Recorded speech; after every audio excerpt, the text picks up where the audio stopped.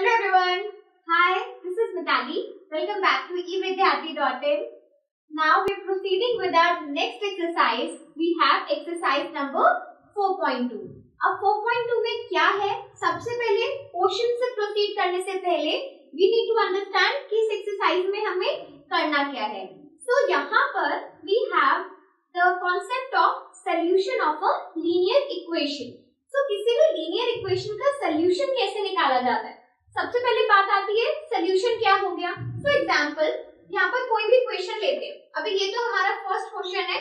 मैं आपको कोई भी एक रैंडम अगर हम कोई इक्वेशन भी लेते हैं, फॉर एग्जांपल कुछ ऐसा ले लिया हमने, ठीक है, तो सोल्यूशन हम उसको कहेंगे अगर हम अपने लेफ्ट साइड पर, मैं सिर्फ इस वाली साइड की बात कर रही हूँ, लेफ्ट साइड का जो हमारा टर्म है, इन दोनों में x एंड y का कुछ वैल्यू पुट करते हैं एंड सॉल्व करने के बाद अगर हमारा लेफ्ट साइड राइट साइड की वैल्यू से इक्वेट कर जाता है, इक्वल आ जाता है, तो हम कहते हैं कि x और y के वो सॉल्यूशंस हैं. ठीक है. सो और सॉल्यूशंस को लिखते कैसे हैं? जो भी हमारी वैल्यू आएगी x और y की, जो भी प्रॉपर वैल्यू होगी कि भाई x का यहाँ पर कुछ नंबर आया, फॉर एग्जांपल हम इसे क्या ले सकते हैं, चलो x का ले लेते हैं 2. मैंने कुछ वैल्यूज आपको पहले ही निकाल के बता दी. x को ले लेते हैं 2 और y को यहाँ पे ले लेते हैं 1. तो जरा इसमें पुट करो, 2 को 2 से मल्टीप्लाई करेंगे, we will get 4 एंड यहाँ पर 1 ऐड होगा तो 4 plus 1 will get 5. So that means कि मेरा जो लेफ्ट हैंड साइड का एक्सप्रेशन था वो 5 के इक्वल आ गया है एंड राइट का साइड तो हमारा 5 है ही. तो क्या बोल सकते हैं कि left side is equal to the right hand side. That is why we can say that x and y का क्या हमारा क्वांटिटी वैल्यूज है 2 and 1 is the solution of the equation 2x plus y is equals to 5. तो 2 और 1 को एक ordered pair में मैंने लिखा है. सॉल्यूशंस को हमेशा इस तरीके से लिखा जाता है जिसमें जो हमारा पहला वैल्यू है वो x को रिप्रेजेंट करेगा, यानी कि हमारे पहले वाले वेरिएबल को, और जो सेकंड वैल्यू है वो हमारे दूसरे वेरिएबल को रिप्रेजेंट करेगा. ठीक है. सेम इक्वेशन को मैं इस टर्म में भी लिख सकती थी, फॉर एग्जांपल 4m.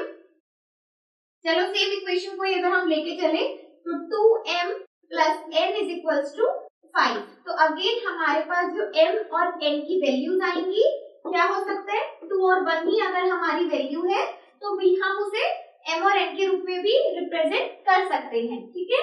तो ये हो गए हमारे ऑर्डर्ड पेयर. इसको ब्रैकेट में लिखना और ऑर्डर एक मेंटेन करना, इसको ऑर्डर पेयर कहा जाता है. Plus these are the solutions of the above equation. ठीक है. तो यही हमें इसी बारे में हमें पूरे अपनी एक्सरसाइज में बात करनी है. Now proceeding with the question, what we have as the question, चलो देखते हैं. तो लीनियर इक्वेशन में आपसे पूछा भी ये जाएगा कि भाई जैसे यहाँ पर मैंने एक आपको 2 और 1 वैल्यू निकाल के दे दिया और कहा कि ये इसका सॉल्यूशन है, तो क्या यही सिर्फ सॉल्यूशन हो सकता है जो मैंने निकाला है? आप भी कुछ निकाल सकते हो सकता है आपकी वैल्यूज मेरी वैल्यू से डिफर हो. तो पॉइंट क्या आता है कि क्या ये चीज पॉसिबल है कि आपकी वैल्यूज और मेरी वैल्यूज डिफर हो सकती है? Yes, it is possible. क्योंकि हम लीनियर इक्वेशंस में बात कर रहे हैं. अभी आपको 2 मिनट के अंदर, बाकी जैसे जैसे मैं क्वेश्चंस के साथ प्रोसीड करूंगी, आपको समझ आ जाएगा मैं कैसे कह पा रही हूँ कि इस इक्वेशन के कोई भी लीनियर इक्वेशन जो 2 वेरिएबल्स के साथ लिखी जा रही है उसके बहुत सारे सॉल्यूशंस पॉसिबल हैं. ठीक है. तो चलो अब हम क्वेश्चन के साथ स्टार्ट करते हैं. धीरे धीरे समझेंगे कि क्या हमारा जो पॉइंट मैंने आपको दिया है उसका बेसिस क्या है. Now which one of the following option is true and why? Which is the option? Options आपको मैं बताऊंगी. तो यहाँ पर हमारे पास एक लीनियर इक्वेशन गिवन है और हमें ये पूछा गया है कि इस इक्वेशन के किस टाइप के सॉल्यूशंस होंगे. उन्होंने ये तो मान लिया कि इसके सॉल्यूशंस होंगे, यानी कि x और y की डिफरेंट वैल्यू आप निकाल सकते हो, लेकिन क्या वो सॉल्यूशन यूनिक होगा? First option. सेकंड, क्या सिर्फ 2 सॉल्यूशंस है इस इक्वेशन के? Third option, infinitely many solutions, यानी कि बहुत सारे सॉल्यूशंस x और y के या फिर इस इक्वेशन के पॉसिबल हैं. ठीक है. तो हम अपने कंक्लूजन पे थोड़े कुछ सेकंड्स के बाद आएंगे.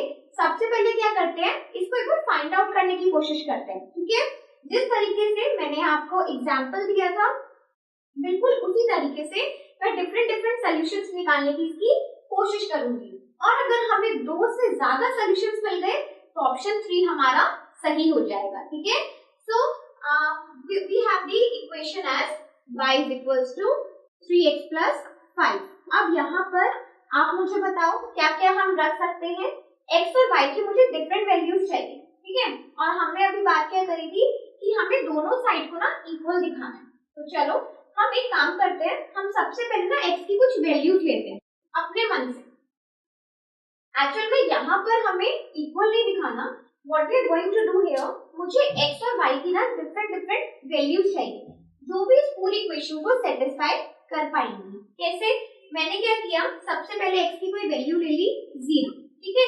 अब x की अगर मेरे पास वैल्यू है तो मैं उसकी वैल्यू इस इक्वेशन में पुट करूंगी और y का एक वैल्यू निकाल दूंगी। चलो ठीक है, कैसे कर सकते हैं, y is equals to 3 into 0 plus 5।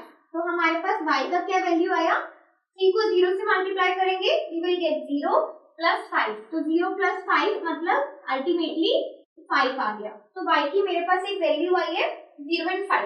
तो एक सोल्यूशन मेरे पास आया 0 and 5। अगर 0 5 को मैं इस इक्वेशन के अंदर रखती हूँ तो ये इक्वेशन कंप्लीटली सेटिस्फाई होगा। ठीक है, चलो अब हम क्या करते हैं, कुछ और ऐसे ही वैल्यूज लेते हैं। मैंने यहाँ पर x इक्वल्स टू 0 किया था, इसी तरीके से आप यहाँ पर x इक्वल्स टू 1 ले सकते हो, 2 ले सकते हो, -1 ले सकते हो, -2 ले सकते हो, -100 ले सकते हो, कुछ भी ले सकते हो। ठीक है, and you will get as many solutions of this equation. जितनी आप वैल्यू यहाँ पर x की लोगे उतनी ही आपके पास y की वैल्यूज आ जाएंगी। दैट मीन्स इस जितनी भी x और y की इकट्ठी आपके पास वैल्यूज आ रही है we all are the solutions of your equation. ठीक है, सो अगर मैं मान लो यहाँ पे लेती हूँ x इक्वल्स टू 2, ऐसा नहीं है कि सिर्फ x की वैल्यू ले सकते हैं, I can take the value of y also. ठीक है, x के साथ मैंने आपको निकाल के दिखा दिया, तो यहाँ पर हम एक काम करते हैं, y का कोई वैल्यू ले लेते हैं। फॉर एग्जाम्पल y को मैंने 2 ले लिया, ठीक है, तो अब मुझे x का वैल्यू निकालना होगा, इसी इक्वेशन में हम इसे पुट करते हैं। तो y is equals to 2, x हमें नहीं पता और यहाँ पर +5 ये हो गया हमारा। अब मुझे x निकालना है, what we can do, x को एक ही साइड पे रखते हैं और 5 को इस तरफ पे ले आते हैं। ठीक है, तो यहाँ पर -3 आ गया इज इक्वल्स टू 3x। अब क्या कर सकते हैं, -3 divided by this 3 is equals to x। तो हमारे पास x आ गया x इक्वल्स टू -1। ठीक है, तो मेरे पास एक और पेयर बन गया। कितना, कौन सा पेयर है वो, जिसमें वैल्यू है -1x की और y कितना है 2 है। सिमिलरली अगर मैं यहाँ पर चाहूँ x की जगह, जैसे मैंने यहाँ पे x को 0 रखा था, तो I can put y equals to 0, बहुत जल्दी से सोल्यूशन आ जाएगा, वो भी करके देख लेते हैं। अगर y को मैं 0 रखती हूँ तो क्या होगा, 0 is equals to 3x plus 5, 0 is equals to, अब इसे हम क्या कर सकते हैं, हमारे पास ये इक्वेशन कैसे बन गई, थोड़ा अगर हम इसे ठीक फॉर्म से लिखें तो 3x plus 5 is equals to 0। Fine, अब अगर मुझे x की वैल्यू निकालनी है, 5 को उधर ले गए तो -5 आ गया और x यहाँ पर हमारे पास क्या आ जाएगा, -5/3। तो मेरे पास एक और x की वैल्यू आ गई, that means I can write -5/3 and 0 is another pair. तो आप देखो कि मैं 3 ऑर्डर पेयर्स बना चुकी हूँ। One is this, second is this, and यहाँ पर हमने एक और बनाया था, here is the third one. यानी कि इस तरीके से जैसे मैंने रैंडम वैल्यूज रखी हैं x और y की, जो भी मेरा चॉइस है मैं वो वैल्यू पुट करती हूँ और मेरे को एक इस इक्वेशन का सोल्यूशन मिल जाता है। तो सिमिलरली आप भी बहुत सारे वैल्यूज रख सकते हो, you will get some different values. तो सभी चीजें वैलिड है और सही है, तो इसलिए हम क्या कह सकते हैं, इस क्वेश्चन का आंसर क्या होने वाला है कि this equation has infinitely many solutions. तो बेसिकली आपको इसमें इतना कुछ करके नहीं दिखाना है, you just have to tell कि yes it is possible and the above equation has third part, यानी कि infinitely many solutions. So they are asking why, वो पूछते हैं इसमें कि ऐसा क्यों है, because we can put different values of x and y and every time we get a different solution to the above equation. ठीक है? So I hope आपको एक क्वेश्चन अच्छे से समझ आया हो और इस एक्सरसाइज में हमें करना क्या है, कैसे सोल्यूशन निकालना है और उसका क्या मतलब होता है, ये भी समझ आया हो. Now we are moving on towards another question. Up till then, keep learning, keep watching. Bye bye.